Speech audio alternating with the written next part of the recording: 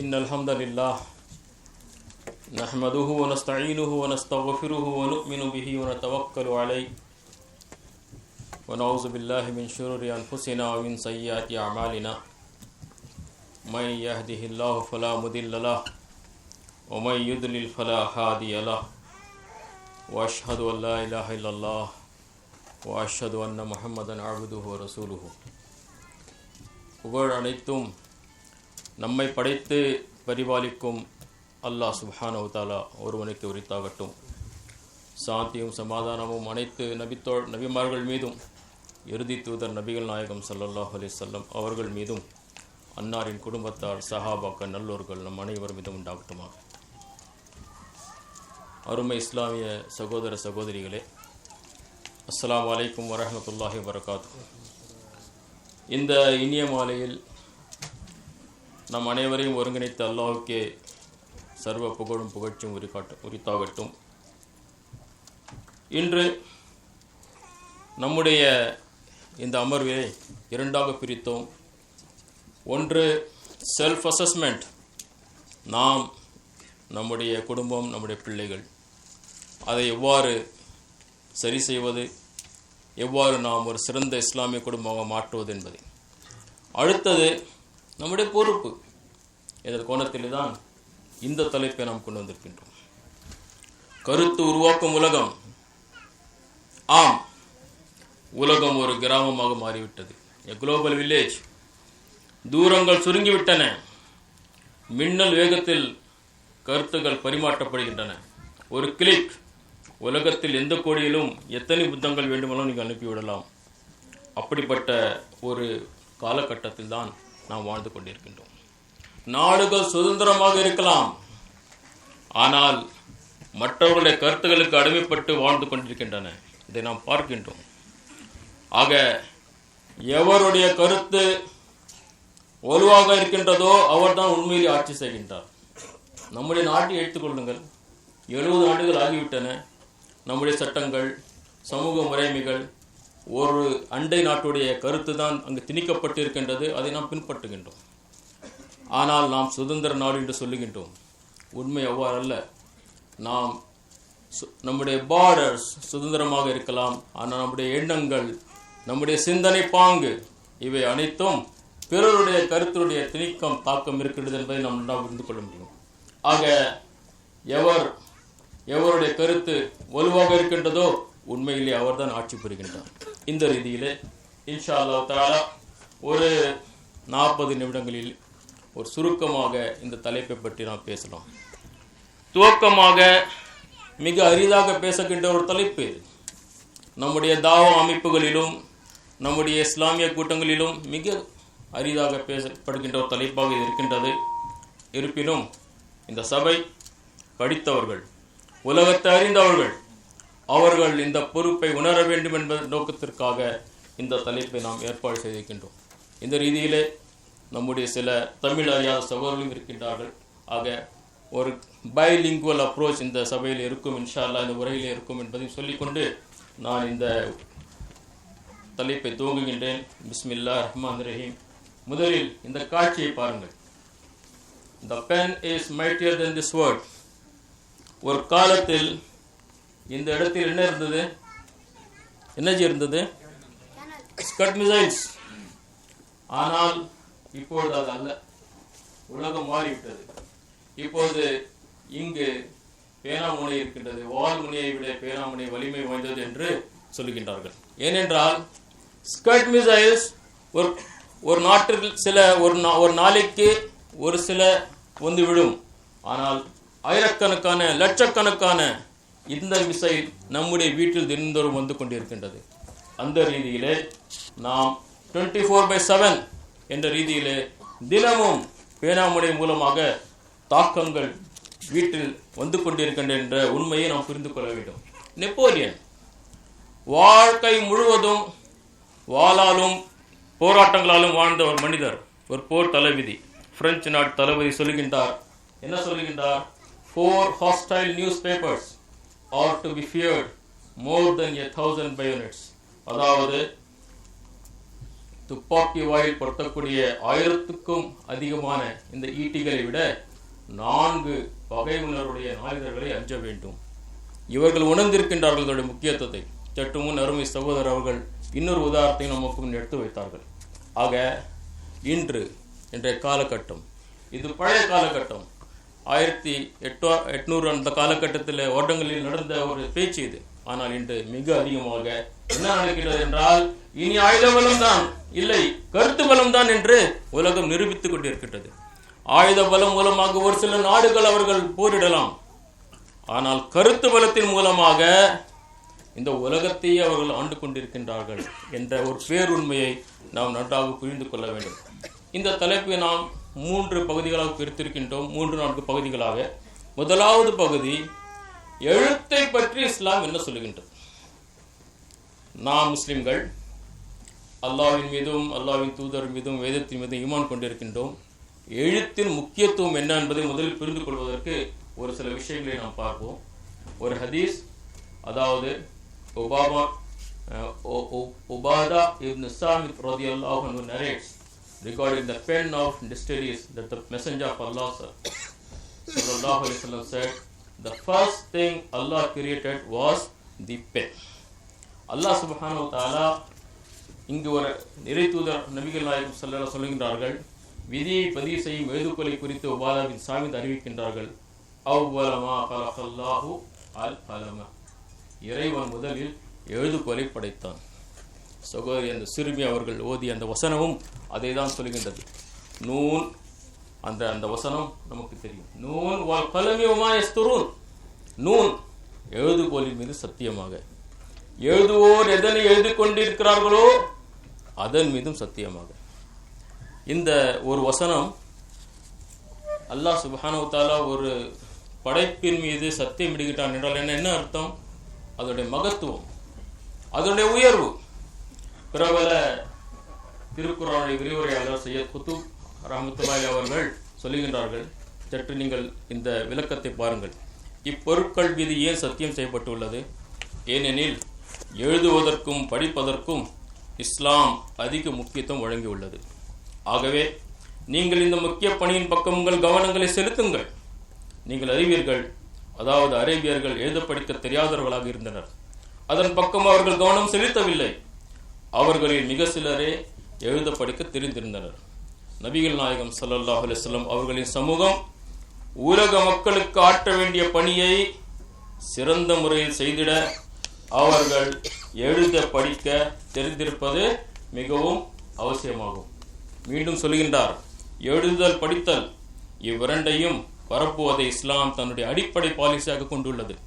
எழுத படிக்க தெரிந்தால்தான் இந்த சமூகம் இஸ்லாத்தின் கொள்கையை, அதன் அடிப்படையில் உருவான வாழ்க்கை நெறியை உலக மக்கள் அனைவருக்கும் கொண்டு செல்ல முடியும்.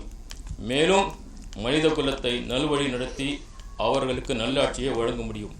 இந்த நோக்கத்தை நிறைவேற்றிட எழுத படிக்க தெரிந்திருப்பது ஓர் அடிப்படை தேவை என்பதிலே என்ன சந்தேகம் இருக்கின்றது என்று அவர் சூரத்துல் கலமுடைய அந்த 2 வசனங்களின் விளக்கத்தை நமக்கு முன் எடுத்து வைக்கிறார்கள்.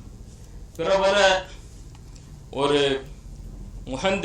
முஹத்திஸ் சஹீஹ் இப்னு ஹிப்பான் ஐ தொகுத்தவர் யார் என்றால் அல் ஹாத்திம் அல் புஸ்தி என்பவர். அவர் சொல்லுகின்றார், கஃபா கலமல் குத்தாபி இஸ்ஸா வர்ஃபா முத்தத் அத்-தஹரி அன்னல்லாஹ அக்ஸம பில் கலம். The writer's pen is sufficient for their honor and superiority for all times to come, because Allah has sworn oath by the pen. Allah subhanahu wa ta'ala எழுதுகோலின் மீது சத்தியமிட்டுகின்றனால் அது போதுமானதாக இருக்கின்றது. எழுத்தாளர்களுக்கு உயர்வையும் கண்ணியத்தையும் நல்க அவர்களின் எழுதுகோலை போதுமானதாக இருக்கிறது. ஏனென்றால் இறைவன் அல்லவா எழுதுகோல் மீது சத்தியமிட்டு இருக்கின்றான் என்று அவர்கள் சுட்டிக்காட்டுகிறார்கள். கத்தாதா ரலியல்லாஹு அவர்கள் சொல்கிறார்கள், pen is a great gift of Allah subhanahu wa ta'ala that he has endowed upon his servants. எழுதுகோல் இறைவன் தன் அடியார்களுக்கு வழங்கிய மிகப்பெரிய அன்பளிப்பாகும் என்று அவர்கள் சொல்கின்றார்கள். நாம் பார்க்கின்றோம், நபிகள் நாயகம் ஸல்லல்லாஹு அலைஹி வஸல்லம் அவர்கள் கடிதங்களை எழுதினார்கள். அந்த காலத்தில் இருந்த முறைமை கடிதம் மூலமாக இஸ்லாத்தை எடுத்து வைத்தார்கள். ஆக நாம் பார்க்கின்றோம், நபிகள் நாயகம் ஸல்லல்லாஹு அலைஹி வஸல்லம் அவர்கள் எழுதுகின்றார்கள். யாருக்கு? ரிசாலத்து ரசூலுல்லாஹி ஸல்லல்லாஹு அலைஹி வஸல்லம் இலா நஜாஷி. நஜாஷி மன்னருக்கு நாயகம் ஸல்லல்லாஹு அலைஹி வஸல்லம் அனுப்பிய கடிதத்தினுடைய பகுதி ஒரு நகல் தான் இங்கு சுட்டி காட்டப்படுகிறது. ரோம பேரரசுக்கு நபிகள் நாயகம் ஸல்லல்லாஹு அலைஹி வஸல்லம் கடிதம் எழுதினார்கள். ரிசாலத்து ரசூலுல்லாஹி ஸல்லல்லாஹு அலைஹி வஸல்லம் இலா கைஸர் ரூம். ஆக சகோதர சகோதரிகளே, சற்று நாம் புரிந்து கொள்ள வேண்டும் எழுத்தின் முக்கியத்துவம். குர்ஆனிலும் நம்முடைய சலஃபுகளிலும் நாயகம் ஸல்லல்லாஹு அலைஹி வஸல்லம் அவர்களுடைய அந்த வாழ்க்கையிலும் சலஃபுகளுடைய வாழ்க்கையிலும் எவ்வளவு முக்கியத்துவம் பெற்றது, நாம் இதில் எவ்வளவு கவனம் செலுத்த வேண்டும் என்பதை பார்க்க வேண்டும். இது ஒரு அடிப்படை, இது ஒரு நம்முடைய உரையினுடைய ஒரு முகவுரை. இப்பொழுது வாருங்கள் இந்த உலகத்துக்கு வருவோம். நாம் வாழ்ந்து கொண்டிருக்கும் இந்த 21வது நூற்றாண்டு மீடியா, அதனுடைய வகைகள் என்ன? 4 வகைகளான மீடியாக்கள் இருக்கின்றன. ஒன்று பிரிண்ட் மீடியா, அச்சு ஊடகம். அடுத்தது ஆடியோ மீடியா, ஒலி ஊடகம். மூன்றாவது காட்சி ஊடகம், ஆடியோ விஷுவல் மீடியா. நான்காவது கணினி மற்றும் இணையதளம், கம்ப்யூட்டர்ஸ் அண்ட் இன்டர்நெட். இந்த 4 மீடியா வகைகளும் தினந்தோறும் நம்மை வந்து சேர்கின்றன, நம்மை பேசிக்கொண்டிருக்கின்றன. ஒன்று தாக்கத்தை அளிக்கின்றன, இல்லை தாக்கத்தை பெறுகின்றன. ஆக நாம் இரண்டில் ஒரு நிலையில் இருக்கின்றோம். ஒன்று தாக்கத்தை பெறுகின்றோம், இல்லை தாக்கத்தை வழங்குகின்றோம். இந்த உலகத்தில் நாம் தனியாக இல்லை, நாம் தாக்கத்தை பெற்றுக்கொண்டும் அளித்துக்கொண்டும் வாழ்ந்து கொண்டிருக்கின்றோம். நம்ம இந்த 4 ஊடகங்களும் தாக்கத்தையும் பெற்றுக்கொண்டுதான் நமக்கு அளித்து கொண்டுதான் இருக்கின்றது என்ற பேருண்மையை நாம் நன்றாக புரிந்து கொள்ள வேண்டும். ஆனால் நாம் தலைப்புக்கு வருவோம். மீடியா ஏன் இஸ்லாத்திற்கு எதிராக இருக்கின்றது? மீடியா இருக்கட்டும், அது அச்சு ஊடகமாக இருக்கட்டும், ஒலி ஊடகமாக இருக்கட்டும், காட்சி ஊடகமாக இருக்கட்டும், இன்டர்நெட்டாக இருக்கட்டும், அவர்கள் செய்தியை கொடுக்கட்டும். ஆனால் இன்று மீடியா இஸ்லாத்திற்கு பெரும் எதிராக இருக்கின்றது. ஏன்? யாராவது ஒரு பாயிண்ட் சொல்லுங்களேன். Why media is against Islam? Why media is against Islam? Because media is owned by the capitalist people. Pardon? Media is owned by the capitalist. Okay, let it be. Why they are against Islam? They are afraid of the principles. They are afraid of the principles. Okay. Islamic principle is unchangeable. Islamic is unchangeable. They want to change the other principles. Okay. இஸ்லாம் வளர்வதை எதிர்ப்பதற்கு அதே சிறந்த வழி. என்னங்க? இஸ்லாம் வளர்வதை எதிர்ப்பதற்கு அது ஒரு தடை. இஸ்லாத்தை வளர்ச்சியை தடை செய்வதற்காக மீடியா அவர்கள் பயன்படுத்துகின்றார்கள். அல்ஹம்துலில்லாஹ். அதாவது முதலாவதாக நாம் ஒன்றை பார்க்க வேண்டும். மீடியா இஸ்லாத்திற்கு எதிராக ஏன் இருக்கிறது என்றால், இஸ்லாம் ஒரு வாழ்க்கைக்கு வழிகாட்டும் ஒரு வாழ்க்கை நெறி. எனவே இஸ்லாம் மேற்கத்திய அசத்திய கலாச்சாரத்திற்கு சவாலாக இருக்கிறது. இது ஒரு பேர் உண்மை. நாம் பார்க்கின்றோம், முஸ்லிம்கள் அவர்கள் பார்க்கிறார்கள், நம்முடைய ஊடகம் மூலமாக மக்களை நாம் மாற்றுகின்றோம். ஆனால் முஸ்லிம்களை சுலபமாக மாற்ற முடியவில்லை. நாடுகள் மாறிவிட்டன சகோதர சகோதரிகள். பிலிப்பைன்ஸ், தாய்லாந்து, இவர்கள் எங்கிருக்கிறார்கள்? அவர்களுடைய வாழ்க்கை முழுவதும் மேற்கத்திய கலாச்சாரம் தான். ஆனால் வெகு சுலபமாக முஸ்லிம்களை அவர்கள் மாற்ற முடியவில்லை. ஆக அவர்களுடைய வாழ்க்கை நெறிக்கு ஒரு சவாலாக இருப்பது இஸ்லாம் மட்டும்தான், வேறு ஒன்றுமல்ல. மற்ற அனைத்தையும் அவர்கள் மிஞ்சி விட்டார்கள், வென்று விட்டார்கள். ஆனால் அவர்கள் இஸ்லாத்தை ஒரு சவாலாக தங்களுக்கு ஒரு எதிராக பார்க்கிறார்கள். முஸ்லிம்கள் இஸ்லாத்தை நேசிக்கின்றார்கள், குர்ஆனை நேசிக்கின்றார்கள், ஷரியாவை நேசிக்கின்றார்கள். இவர்களுக்கு நாம் எதிராக இருக்க வேண்டும். முஸ்லிம்கள் நபிகள் நாயகம் ஸல்லல்லாஹு அலைஹி வஸல்லம் அவர்களை நேசிக்கின்றார்கள். நாயகம் ஸல்லல்லாஹு அலைஹி வஸல்லம் ஒரு வாழ்க்கை நெறியை கொடுத்திருக்கின்றார்கள், ஒரு வாழ்க்கை வழிகாட்டியாக நம்முடைய இந்த உலகத்திற்கு வந்து சென்றார்கள். ஆக இவர்களுக்கு எதிராக நாம் இருந்தால்தான் நாம் பிழைக்க முடியும். ஆக இந்த ரீதியிலே அவர்கள் மீடியா இஸ்லாத்துக்கு ஒரு எதிரியாக அவர்கள் இருக்கின்றார்கள். ஆக இந்த ரீதியிலே முஸ்லிம் உம்மத் விழித்து கொள்ள வேண்டும். நாம் செய்ய வேண்டிய பணிகள் என்ன என்பதை நாம் புரிந்து கொள்ள வேண்டும். ஒரு ரைட்டப் இருக்கின்றது, மலேசியாவை சேர்ந்த ஒரு ப்ரொஃபஸர், ஒரு லெக்சரர், அருமையான ஒரு ரைட்டப் நீங்கள் புரிந்து கொள்வதற்காக சொல்லுகின்றேன். The world is full of policies and doctrines want to control via the written and heard media. The pageant nations realize the importance of media and use it to spread their poisoned ideas, believing that media can change beliefs, ideas and doctrines. For facing Islam, this war gets intensified day after day. தங்களுடைய நச்சுக்கணிகளை அவர்கள் திணிக்க விரும்புகிறார்கள் media மூலமாக. இதனுடைய ஒரு சுலபமான மொழிபெயர்ப்பு, இந்த உலகம் பல வகையான கொள்கைகள் மற்றும் சித்தாந்தங்கள் மூலம் சூழப்பட்டுள்ளது. தங்களுக்கு இசைவான கொள்கைகளையும் சித்தாந்தங்களையும் அச்சு மற்றும் கேட்பு ஊடகம் மூலமாக நிறுவி இந்த உலகை கட்டுப்படுத்த ஆதிக்க சக்திகள் முயல்கின்றன. ஊடகங்களின் முக்கியத்துவத்தை அவர்கள் நன்கு புரிந்து வைத்துள்ளனர். ஆகவே தங்களின் நச்சு கருத்துக்களை ஊடகங்கள் மூலமாக பரப்புவதன் காரணமாக மற்றவர்களின் நம்பிக்கைகள், சிந்தனைகள், சித்தாந்தங்கள் ஆகியவற்றின் மீது தாக்கத்தையும் மாற்றத்தையும் ஏற்படுத்த முடியும் என்று நம்புகின்றனர். இது அவர்கள் நம்பி வெற்றி அடைந்து விட்டார்கள். ஆனால் இஸ்லாத்துக்கு எதிராக இந்த மீடியா யுத்தம் நாளுக்கு நாள் தீவிரமடைந்த காரணம் என்னவென்றால் அவர்களால் அது வெல்ல முடியவில்லை. அவர்கள் இஸ்லாத்தினுடைய அந்த கொள்கைக்கு மிஞ்சி அவர்களுடைய சிந்தனையும் சித்தாந்தையும் கொண்டு வர முயலவில்லை. அவர்கள் பெரிய வெற்றி அடையவில்லை. இந்த காரணத்திற்காக தொடர் ஒரு போராட்டம், தினந்தோறும் ஒரு போராட்டம். அவர்கள் தொடர்ந்து தங்களுடைய கருத்துக்களை கொடுத்து கொண்டே இருக்கிறார்கள். இது ஒரு பேராகிராஃப், இது ஒரு செக்மெண்ட். இதை நீங்கள் புரிந்து கொள்ளுங்கள். Let us come to the segment 3. இதற்காக அவர்கள் என்ன செய்கிறார்கள்? What they do? எப்படி அவர்கள் செய்தியை சொல்கிறார்கள் என்றால், நியூஸ் ஏஜென்சிஸ், நியூஸ் பேப்பர்ஸ் அல்ல. இந்த வித்தியாசத்தை நாம் புரிந்து கொள்ள வேண்டும். அவர்களிடம் பலமான உலகளாவிய குளோபல் நியூஸ் ஏஜென்சிஸ் இருக்கின்றது. என்னென்ன நியூஸ் ஏஜென்சி என்றால் என்ன? இது ஒரு புதிய தலைப்பு என்ற முறையிலே சில விளக்கத்துடன் நான் சொல்லுகின்றேன். What is news agency? An organization that provides news coverage to subscribers, that is to the newspapers and periodicals. எப்படி நாம் சந்தாதாரர்களாக இருக்கிறார்களோ, உலகத்தில் இருக்கும் பத்திரிகையாளர்களும் நாளிதழ்களும் இந்த ஏஜென்சிக்கு சப்ஸ்கிரைபர்ஸ். அவர்களிடம் நியூஸை பெறுவார்கள். அதற்கு பிறகு அதை பிரிண்ட் ஆகி நம்ம கைக்கு வரும். ஆக newspaper don't have big role. மாறாக நியூஸ் ஏஜென்சிஸ் அன்றாட செய்திகளை நாளிதழ்களுக்கும் பத்திரிகைகளுக்கும் அளிக்கும் அமைப்பின் பெயர்தான் நியூஸ் ஏஜென்சி என்ற உண்மையை நீங்கள் புரிந்து கொள்ள வேண்டும். இப்பொழுது உலகத்தில் எத்தனை நியூஸ் ஏஜென்சி இருக்கு? ரெப்யூட்டட் நியூஸ் ஏஜென்சிஸ் யாராவது பேர் சொல்ல முடியுமா? Reuters, PTI is from India. Global. BBC, okay, but it's not a news agency. It is AFP, yes. UNI.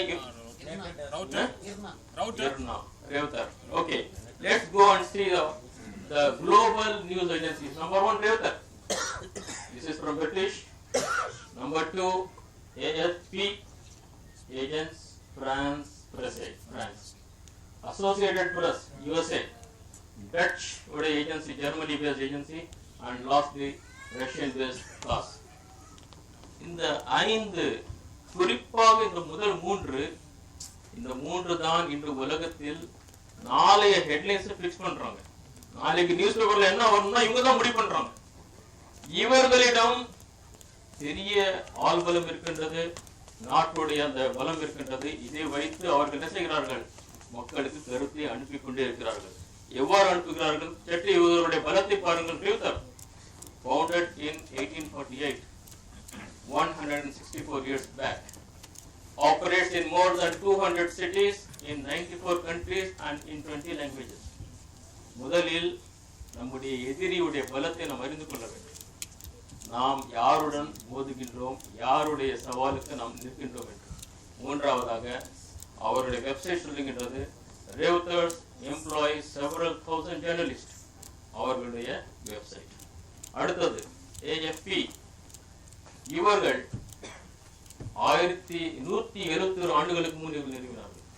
நான் ஒன்றை சொல்ல விரும்புகின்றேன். ஏன் சொல்கின்றான்? நம்முடைய எதிரியுடைய திட்டத்தை பாருங்கள். 100-150 ஆண்டுகளுக்கு முன் அவன் திட்டமிடுகின்றான், அதனுடைய கடிகளை அவன் பெறுகின்றான். நாம் தூங்கிக் கொண்டிருந்தோம். ஆக the oldest news agency is AFP.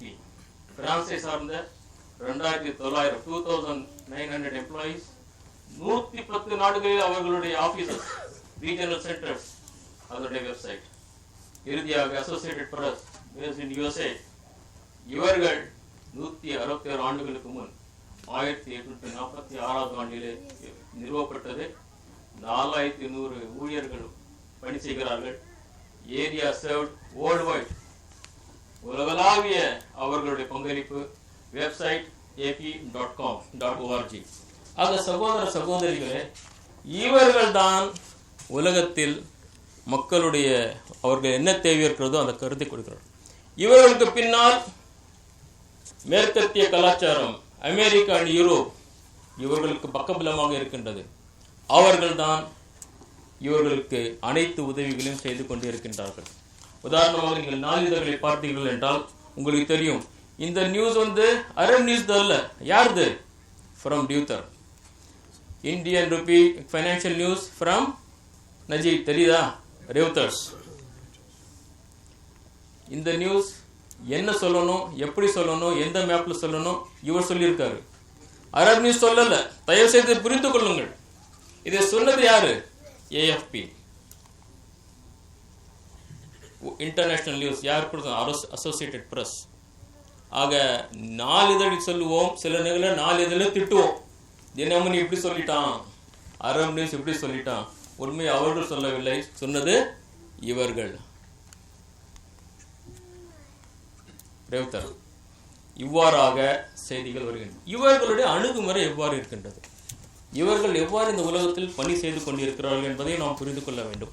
இஸ்லாத்துக்கு எதிராக இவர்கள் எப்படி, நீங்கள் பாருங்கள், இவர்கள் நேர்முகமாக சொல்ல மாட்டார்கள் இஸ்லாம் அசத்தியம் என்று, முஸ்லிம்கள் தவறு என்று. இவர்களுடைய அணுகுமுறை இருக்கின்றது. They want Muslim customers also. அவர்கள் 2 பில்லியன் முஸ்லிம்களை எதிர்த்து நேர்முகமாக சொல்ல மாட்டார்கள். மாறாக 4 அணுகுமுறைகள் மேற்கொள்கிறார்கள்.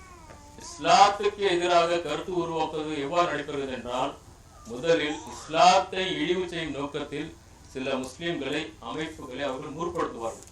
They will keep on telling. Can you give one example? Indian Mujahideen, Al-Qaeda, Taliban, individuals, Osama bin Laden, Taslima Nasrin, Salman Rushdie, இவர்கள் இந்த பெயர்கள் தான் முன்னுக்கு இருக்கும். They will keep on focus as if they are the spokesman of what? Islam. இவ்வாறாக அவர்கள் இஸ்லாத்தை பற்றி எடுத்து. இரண்டாவதாக திருக்குரானையும் நபிமொழிகளையும் ட்விஸ்ட், வளைத்து திரித்து மக்கள் முன் அவுட் ஆஃப் கான்டெக்ஸ்ட் எடுத்துரைத்தார். முஷ்ரிக்களை எங்கு கண்டாலும் அடியுங்கள். வசனம் இருக்கா இல்லையா? இருக்கு. Do you know the context? There is a clear context, but they will not tell you. They will straight quote the words of the Holy Quran. Then இஸ்லாமிய சொற்களை தவறாக விளக்குதல். என்ன சொற்களுங்க? Yeah, famous word. தலாக். வார்த்தைகளை அவர்கள் சமீபத்திலே மலாலாவை அவர்கள் என்ன சொல்றாங்க? They focused as if we are very concerned about the women's education, Muslim women's education. There's no doubt, but between the lines, இஸ்லாம் பெண் கல்விக்கு எதிரானது. தாலிபான்கள் அவர்களுடைய அணுகுமுறை இவ்வாறு இருக்கின்றது, அவர்கள் அடிக்கிறார்கள். They say between the lines. Then நான்காவதாக இஸ்லாம் பற்றிய பொய் செய்திகள், உண்மை இருக்காது. அவர்கள் முதல் வினை விட்டு விடுவார்கள், எதிர்வினையை சொல்லுவார்கள், மிகப்பெரிய பொய் எடுத்து வைப்பார்கள். ஏன் அவர்கள் எதிர்வினை செய்தார்கள்? அதுக்கு முதல் வினை என்ன இருந்தது? They will not highlight. சமீபத்தில் சகோதரர் அவர்கள் நமக்கு ஒரு செய்தியை சொன்னார்கள். அந்த கேசட்டை நான் கேட்டேன். அதாவது சோமாலியாவில் ஏன் அவர்கள் அந்த கப்பலை கடத்தி சென்று பிரச்சனை கொடுக்கிறார்கள் என்றால், யுஎனுடைய ஸ்டாட்டிஸ்டிக்ஸ் சொல்லுது. அதாவது சோமாலியாவில் ஆட்சி இல்லாத காரணத்தினால் அவர்கள் டேக் இட் ஈஸி, அங்கு சென்று மீன் பிடிப்பது, all type of dangerous waste, toxic waste, nuclear waste போய் அந்த கடல்ல போடுறது. அதனால அந்த பிள்ளைகளுக்கு நோய் வருது. இதெல்லாம் பார்த்து பார்த்து பார்த்து கேட்டு கேட்டு ஒன்றும் செய்யாதனால they went for the reaction. So they ignored the first action. அதுக்கு மௌனமாக இருக்க வேண்டியது. ஆனால் முஸ்லிம்கள், சோமாலியா மக்கள் இவ்வாறு செய்கிறார்கள் என்று அவர்கள் பொய் செய்தியை எடுத்து வைப்பார்கள். ஆக this is their approach. ஆக இதை நாம் நன்றாக புரிந்து கொள்ள வேண்டும். Another segment. இப்பொழுது நாம் தலைப்பின் இன்னொரு பக்கத்துக்கு வருவோம். நாம் என்ன செய்ய வேண்டும்? நாம் இஸ்லாத்தில் எழுத்தின் முக்கியத்துவத்தை பார்த்தோம். அடுத்தபடியாக என்னச்சு பார்த்தோம்? அடுத்தபடியாக என்ன பார்த்தோம்? இஸ்லாத்தின் முக்கியத்துவத்தை பார்த்தோம். அடுத்தபடியாக ஏன் இஸ்லாத்துக்கு எதிர்க்கிறார்கள் பார்த்தோம். மூன்றாவது நம்முடைய எதிரியுடைய பலத்தை பார்த்தோம் இல்லையா? அந்த பலம் என்ன ஏதுன்னு சொல்லி பார்த்தோம். இப்பொழுது நாம் என்ன செய்யணும்? What should be our role? Can anybody help me? சகோதரிகள வேற சொல்ல முடியுமா? என்ன செய்யணும்? எவ்வளவு பெரிய ஒரு இமாலய சக்தி இருக்கின்றது முன்னால் நான் என்ன செய்ய முடியும்? செய்ய முடியுமா இல்லையா? முடியுமா இல்லையா? என்ன முடியும்? Raise your voice. எழுதுங்க. நிறைய படிக்கணும். ஈமானோட இருக்கட்டும். வா வா வா. ஒரு பெண்ணு கூட இருக்கு. ஈவன் பெண். Even gift.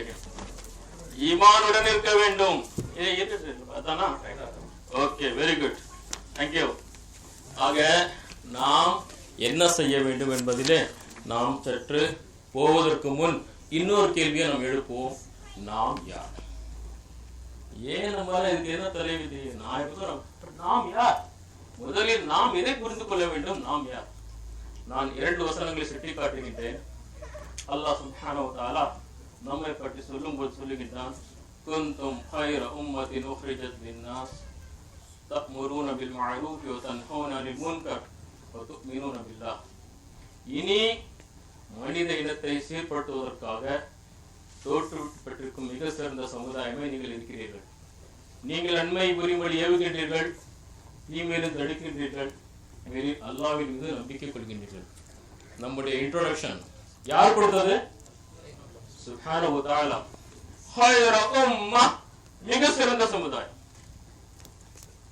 அத்துடன் பொறுப்பு, நன்மையை ஏவ வேண்டும், தீமையை தடுக்க வேண்டும், அல்லாஹ்வின் மீது நாம் நம்பிக்கை வைக்க வேண்டும். இது ஒன்று. 2வது வசனம் சற்று இந்த கிராத்தை மிக அழகான கிராத் கேளுங்கள். என்ன சொல்லப்படுகிறது? والمؤمنون والمؤمنات بعضهم أولياء بعض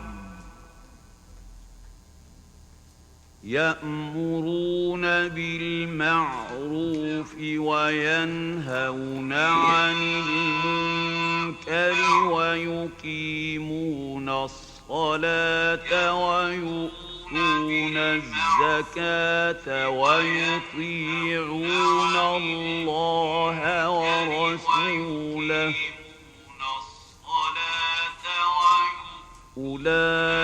أولئك سيرحمهم الله إن الله عزيز حكيم.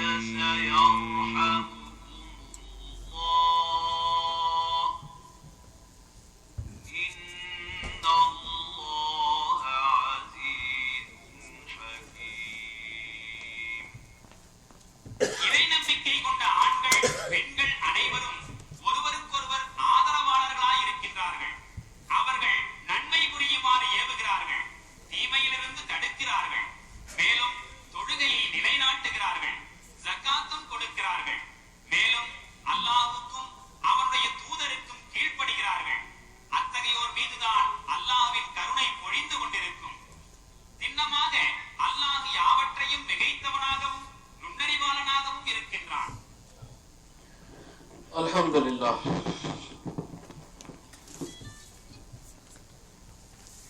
யார்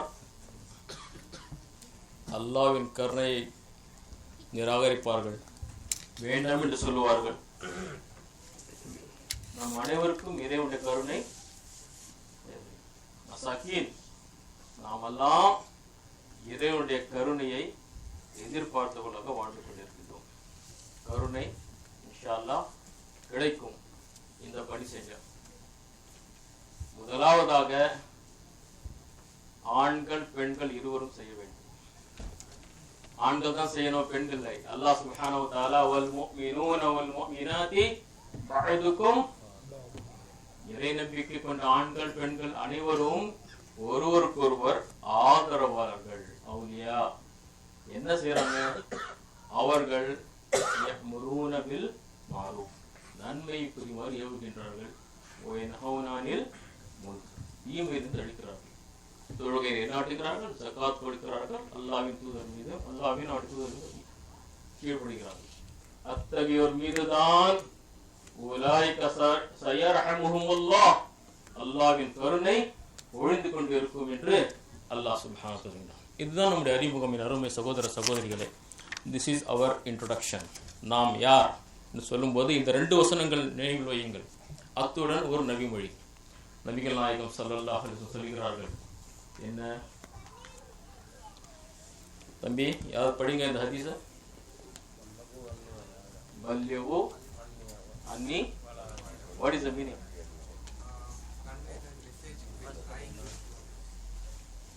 Anybody? What is the meaning of this hadith? பல்யவு அன்னி வலாய. என்னிடமிருந்து, யாரிடமிருந்து? நபிகள் நாயகம் ஸல்லல்லாஹு அலைஹி வஸல்லம் ஒரே ஒரு செய்தி கிடைத்தாலும் சரி, அதை பல்லிக் எடுத்துரையுங்கள், கன்வே. ஆக இது என்ன ஆலோசனையா கட்டளையா? என்ன ஜி? கட்டளை. Right? It's a command, order from whom? நபிகள் நாயகம் ஸல்லல்லாஹு அலைஹி வஸல்லம். So we have been ordered that we have to convey, even I know one hadith, one word, one message I have to convey. இதைதான் நபிகள் நாயகம் ஸல்லல்லாஹு அலைஹி வஸல்லம். இப்பொழுது இன்றைய மீடியா, சமீபத்தில் ஒரு மிக சிறந்த நல்ல ஒரு ஜேர்னலிஸ்ட், அவருடைய பேரை நான் இங்கு சுட்டிக்காட்ட விரும்பவில்லை, ஏன்னா இது ஒரு பர்சனல் மெயில், அவருக்கு நான் அனுப்பினேன் இந்த செய்தி. Today's media portraying too much anti-Egyptian government news. It is being focused beyond proportion. What shall we do for this? தினந்தோறும் சகோதர சகோதரிகளே, இஸ்லாத்தின் பெயரால் வந்த ஒரே காரணத்திற்காக இஹ்வானை நம்முடைய அனைத்து குளோபல் மீடியாவும் சாடுகின்றது, எதிர்க்கின்றது, அவர்களை மட்டம் தட்டுகின்றது, அவர்களை பியாண்ட் ப்ரொபோர்ஷன் விமர்சிக்கின்றது. எலெக்ஷன் நடந்தது, அவர் லிஸ்ட்ல கடைசியில் இருந்தார், எலெக்ஷன்ல வின் பண்ணாரு, ஏதோ ஓட்டு கிடைச்சிச்சு வந்தார். அதற்கு பிறகு அவருடைய ஒவ்வொரு விஷயத்திலும் விமர்சிக்க வேண்டியது. இப்போது எதை விமர்சிக்கிறார்கள்? யாராவது சொல்ல முடியுமா? நிதி, economy. They are now targeting the economy of Egypt. என்ன செய்யணும் இது? இப்படி தொடர்ந்து நம்ம படிக்க முடியவில்லையே. ஒரு இஸ்லாத்தின் பெயரால் ஒரு செய்தி வந்த ஒரு ஆட்சியோட ஒரே காரணத்திற்காக அவர்கள் தொடர்ந்து எழுதி கொண்டிருக்கிறார்கள். அவர் பதிலளித்தார், this is worrying situation. All agency reports we receive on Egypt are negative. அந்த பத்திரிகையாளர் ஒன்றும் செய்ய முடியாது, அந்த நாளிதழ் ஒன்றும் செய்ய முடியாது. ஏஜென்சி என்ன ரிப்போர்ட் கொடுக்குதோ அதை பிரசுரிக்க வேண்டும். நம்ம என்ன செய்யணும்? Because all reporters are secularist. What we can do is that we should continue writing to the editor. அவர் ஒரு சொல்யூஷன் கொடுக்குறார். What you and I can do, அதுல எதிர மக்கள் அந்த 4000 கிட்டத்தட்ட 10,000 ஒர்க்கர்ஸ் இருக்கிறாங்கல்ல, அசோசியேட் பிரஸ்ல, ரேவத்தர்ல, அவங்க எல்லாம் என்ன? செகுலரிஸ்ட். முஸ்லிம்ல இருக்கிறாங்க, but Muslim secularist, not Islamist. So what he says, write to the editor. This is wrong. This is unacceptable. This is not the truth. And make every day a letter of some of us, publish in the letter to the editor page in a convincing manner. Please underline this word. In a convincing manner. அவன் திட்டுறா, நம்ம திட்டுறது, அவன் எதிர்க்கிறான், நம்ம எதிர்க்கிறது, அவன் தப்பான வார்த்தை பண்ண அவனே நம்ம திட்டுறது. இது நம்முடைய வேலை இல்லை. நாம் எதற்கு வந்திருக்கின்றோம்? நன்மை ஏவுவதற்கும் தீமையை தடுப்பதற்கும். ஆக this can be our methodology என்று நாம் புரிந்து கொள்ளலாம். இப்பொழுது என்னுடைய உரையுடைய இன்னொரு பகுதிக்கு வருகின்றேன். நாம் என்ன செய்யலாம்? How we should work, how we should draw our road map சொல்லும்பொழுது இங்கு பாருங்கள், 3 கோணங்களில் நாம் நம்மை தயார்படுத்த வேண்டும். இந்த 3 கோணங்களில் நம்முடைய வேலை இருக்க வேண்டும். ஒன்று, மார்க்கத்தை பற்றிய ஒரு தெரிவு, குர்ஆன், ஹதீஸ், சீரா, இதை பற்றிய this is our foundation. குரானே தெரியல, ஒன்றும் செய்ய முடியாது. இந்த foundation should be very strong. Secondly, இஸ்லாமிய கண்ணோட்டம், பிரச்சனைகளுக்கு இஸ்லாமிய கண்ணோட்டம் என்ன என்பதை நாம் அறிந்து கொள்ள வேண்டும்.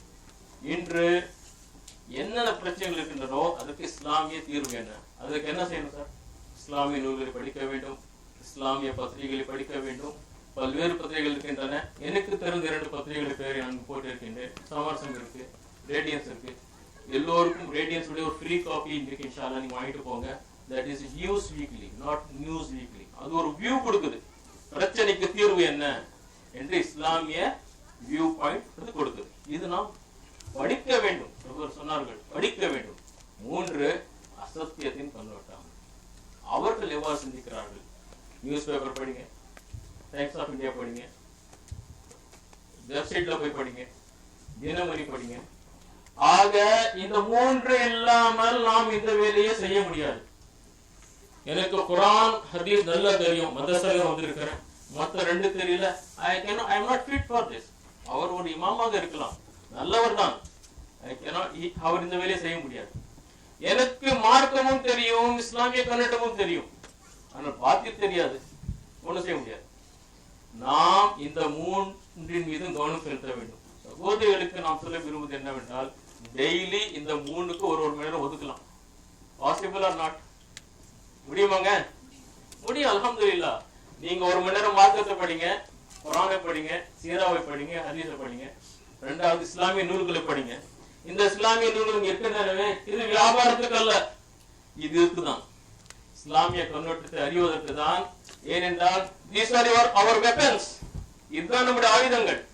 இதன் மூலமாக நாம் இவர்களுக்கு பதில் சொல்லி ஆக வேண்டும். உண்மை என்ன என்பதை நாம் சொல்ல வேண்டும். இந்த 3 கண்ணோட்டத்திலே நாம் நம்முடைய பணியை செய்ய வேண்டும்.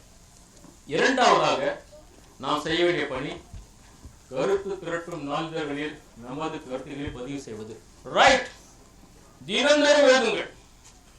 வீட்டுல கம்ப்யூட்டர் இருக்கு, நியூஸ் வருது, கமெண்ட்ஸ் அவன் கேட்கறான், நம்ம எதுவும் என்ன பிரச்சனை இருக்கா? கவனம் இல்லை. கவனம் இருந்தால் தாராளமாக எழுதலாம். உடனே அவன் என்ன செய்யறான்? அதை பப்ளிஷ் பண்றான். ஆக நாம் கருத்துக்களை எழுத வேண்டும். குறிப்பாக தமிழ்நாட்டில் தினமணி இருக்கின்றது, தினமணி இருக்கின்றது, ஆங்கிலத்தில் டைம்ஸ் ஆஃப் இந்தியா இருக்கின்றது, இந்தியன் எக்ஸ்பிரஸ், ஹிந்து, பல்வேறு வெப்சைட்ஸ் இருக்கின்றன. பெரும்பாலும் நம்முடைய சகோதர சகோதரர்களுடைய ஒரு பிரச்சனை, ஒரு கேள்வி என்னவென்றால், how to send these comments, எப்படி நம்ம போறதுன்னா, அதுக்கு தான் இன்னைக்கு நம்ம இன்ஷா அல்லாஹ் தஆலா பிராக்டிகல் டெமான்ஸ்ட்ரேஷன் வச்சிருக்கிறோம்.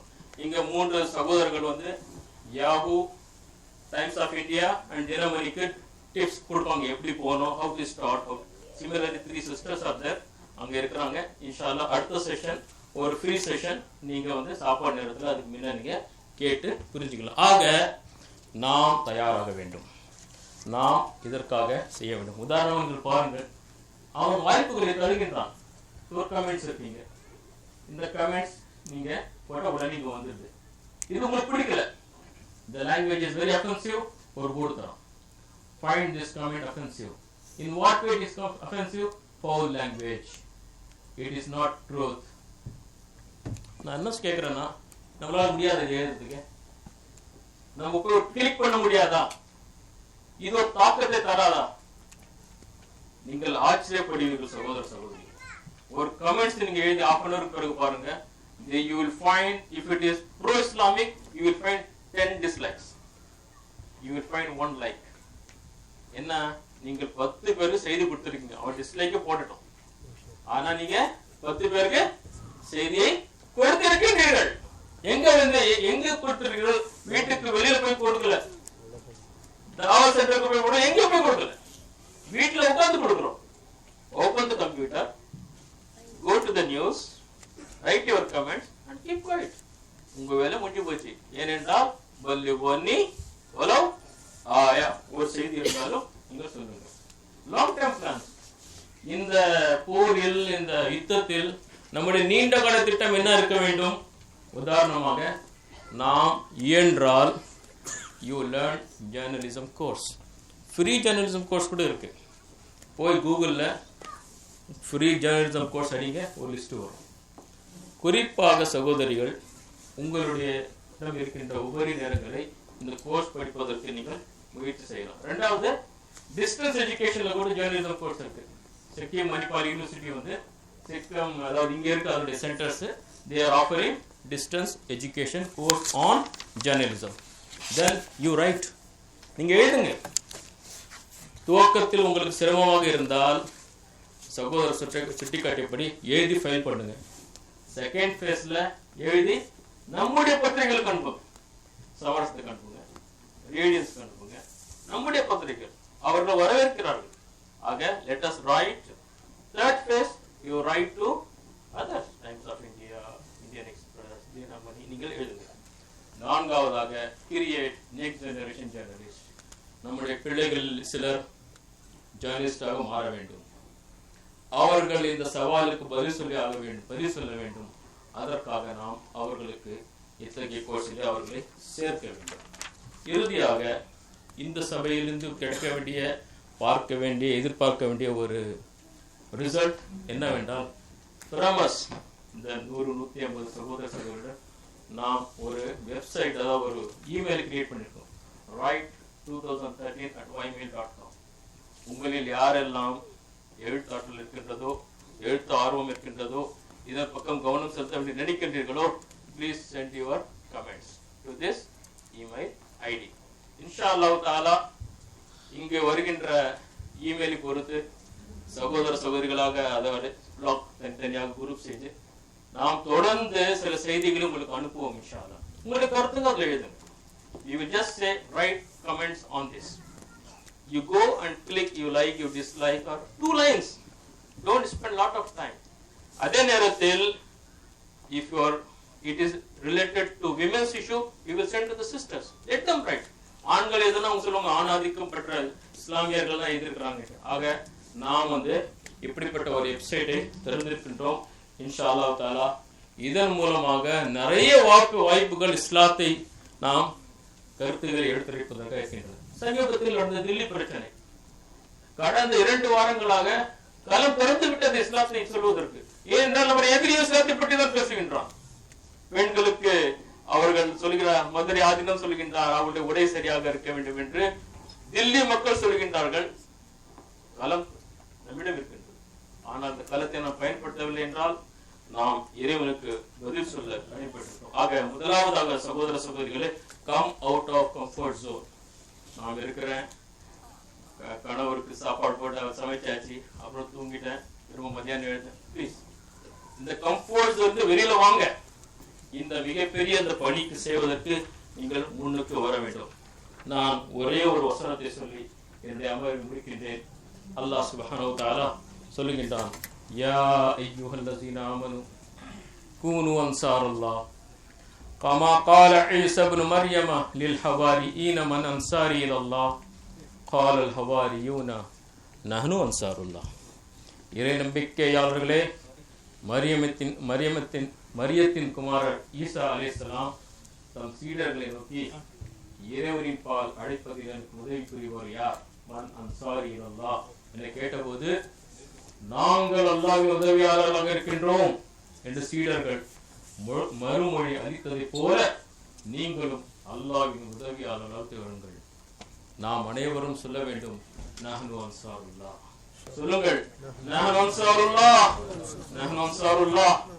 நாம் இன்றைய இந்த காலகட்டத்தில் இஸ்லாத்திற்கும் குர்ஆனுக்கும் அண்டலாருக்கும் அல்லாஹ்வுடைய அந்த தீனுக்கும் மக்கள் எதிராக கருத்து சொல்லிக் கொண்டிருக்கும் பொழுது நாம் மௌனமாக இருக்க முடியாது.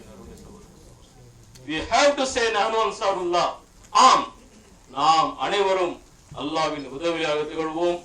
அல்லாஹ்வின் பலம் அந்த ரேவதருடைய அசோசியேட் பிரஸ் உடைய அந்த ஏஐடைய பலத்தின் முன்னால் மிகப்பெரிய பலம். நாம் பார்க்கவில்லையா, நபிகள் நாயகம் ஸல்லல்லாஹு அலைஹி வஸல்லம் அவர்கள் எப்படிப்பட்ட புரட்சியை கொண்டு வந்தார்கள். அந்த புரட்சிக்கு பின்னால் என்ன இருந்தது? ரோமபரி போன்ற பெரிய பெரிய அந்த சக்திகள் ஒடுக்கப்பட்டன. அல்லாஹ்வின் பலம், அல்லாஹ் நம்முடன் இருக்கின்றான். ஆக இந்த சிந்தனையுடன் இன்ஷா அல்லாஹ் தஆலா இந்த பிரச்சனையை நாம் எதிர்கொள்வோம். we will be proactive. நாம் பாசிட்டிவ் முறையிலே சிந்தித்து உங்களில் அனைவரும் இந்த மிகப்பெரிய இந்த போருக்கு முன்னால் ஆயுதங்களை தாங்கி போரிடுபவர்களாக நாம் மாற வேண்டும். அல்லாஹ் சுப்ஹானஹு வ தஆலா நம்முடைய சிந்தனையை மாற்றி தெளிவை கொடுத்து இந்த போரிலே நாம் வெற்றி நடை போட்டு அல்லாஹ்வின் மார்க்கத்தை மேலோங்க செய்வதற்காக நாம் அனைவரும் முயற்சிப்பதற்காக வல்ல ரஹ்மான் நம் அனைவருக்கும் துணை புரிவானாக. ரப்பனா தகப்பல் மின்னா இன்னக அன்தஸ் ஸமீஉல் அலீம் வ துப் அலைனா இன்னக அன்தத் தவ்வாபுர் ரஹீம். வ ஆகிரு தஅவானா அனில் ஹம்துலில்லாஹி ரப்பில் ஆலமீன். அஸ்ஸலாமு அலைக்கும் வ ரஹ்மத்துல்லாஹி வ பரகாத்துஹு.